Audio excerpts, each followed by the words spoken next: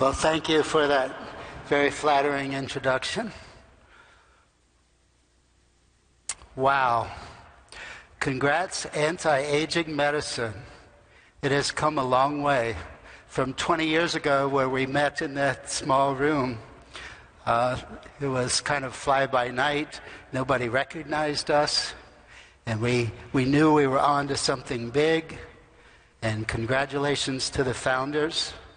This is really, really something, some event. When I think back, I think, what is it that we're trying to do with anti-aging?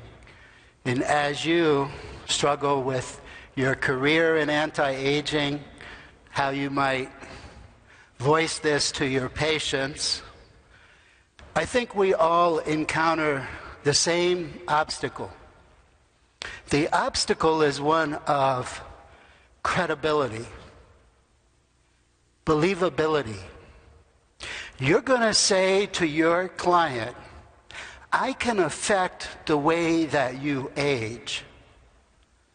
I can alter that negative consequence of mortality that we all find ourselves struggling with. From the moment we are capable of understanding our predicament, there's some very deep-rooted concern over what is going to happen to us. Everyone basically knows they're going to get sick, they're going to grow weak, and they're going to die. So here we come along and say, well, now, for the first time, we can do something different. The major issue you will face is one of credibility, one of believability. So we have to root what we do in science.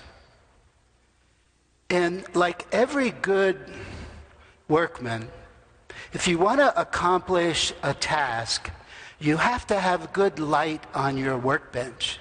You have to expose the problem. Now we're dealing with something that is very negative, that our patients have an intuitive awareness. They know. And you're trying to change that preconception.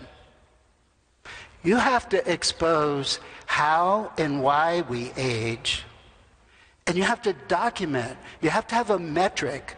You have to prove to the skeptic.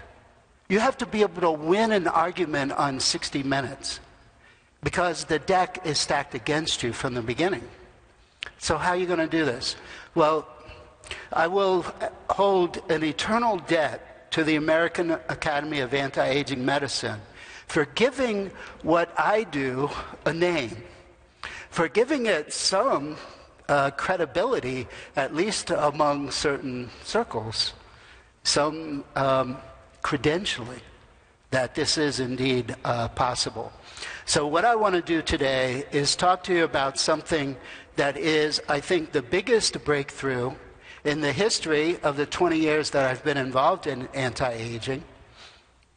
I remember when this first became evident that we were onto something new and different that allowed us to prove in a new way, to quantify in a new way what we were doing with anti-aging. I called Dr. Klatz up and I said, Ron, you remember in your book where you wrote that there would be a major breakthrough in anti-aging within the next 15 years. Well, it's been 14 years and guess what? This is it.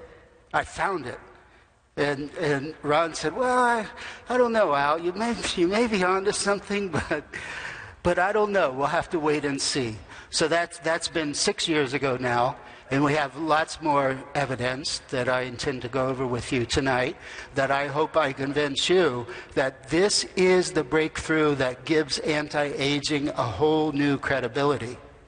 We can measure what we're doing. We can expose how you are aging, and we can do something about it.